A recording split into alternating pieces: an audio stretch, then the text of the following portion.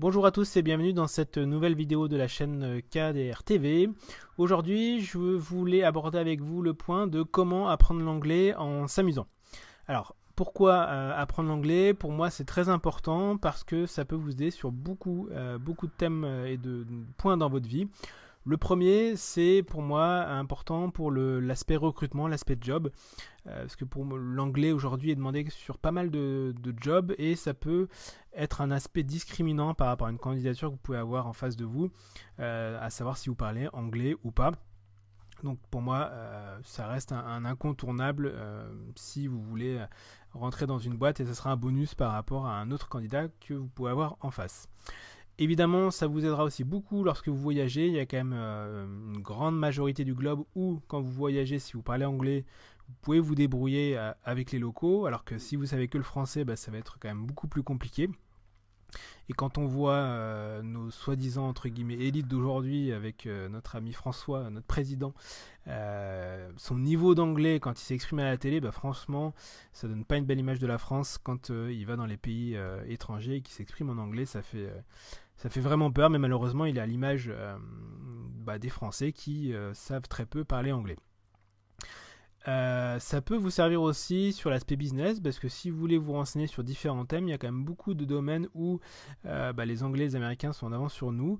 Donc c'est bien de pouvoir se renseigner notamment sur YouTube ou s'il y a différents canaux que vous pouvez trouver sur la chaîne TNT, les chaînes TNT ou autres, sur ce qui se passe là-bas. Et évidemment, si vous comprenez l'anglais, c'est quand même beaucoup plus facile de pouvoir écouter les choses intéressantes pour vous.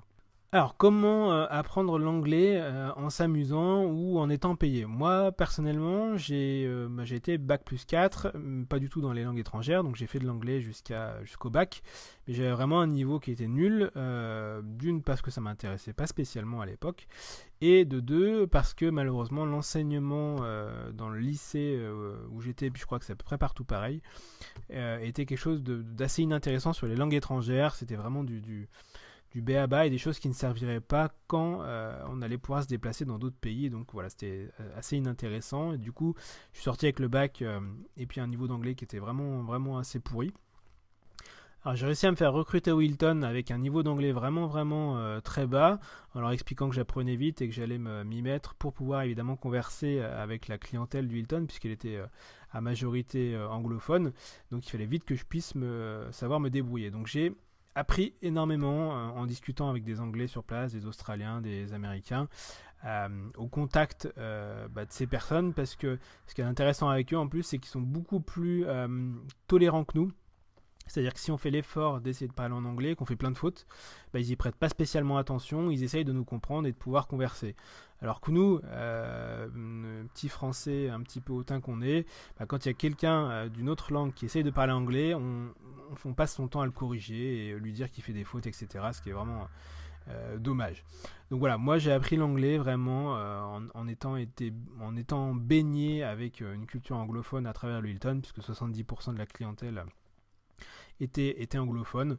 Donc finalement, j'ai appris l'anglais en faisant mon job et en étant payé pour ça, ce qui était plutôt cool.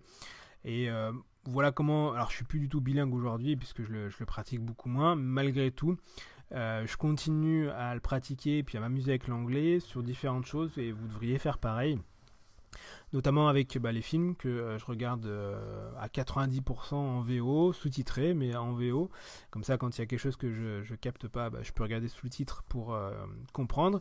C'est aussi une très bonne manière pour apprendre. Quand vous avez les sous-titres et le film en anglais, au fur et à mesure, votre oreille va s'habituer et vous allez voir que vous allez apprendre en vous amusant puisque vous pouvez regarder des films, des séries qui vous plaisent et du coup apprendre en même temps.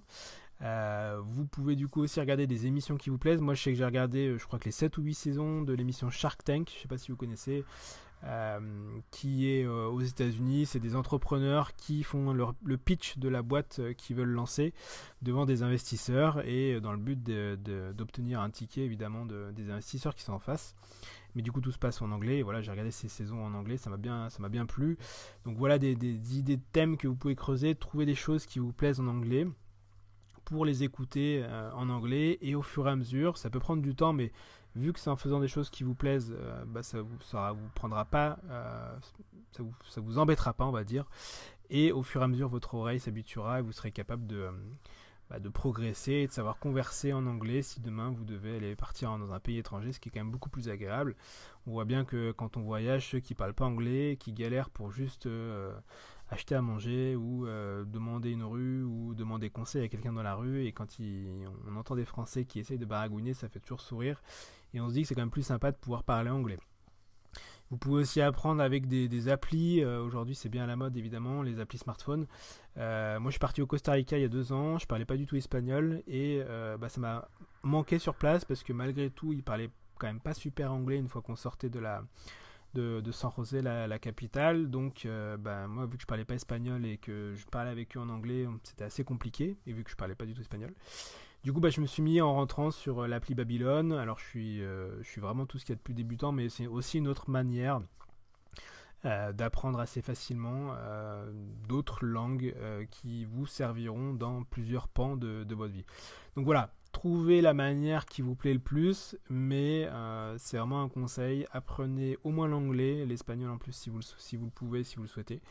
Ça vous servira vraiment dans plein de points de votre vie et évidemment dans le business, puisqu'on est ici pour parler d'entrepreneuriat à majorité. Voilà, j'espère que cette vidéo vous a plu. Je vous laisse mettre un like si c'est le cas, vous abonner à la chaîne et je vous dis à très bientôt pour une autre vidéo.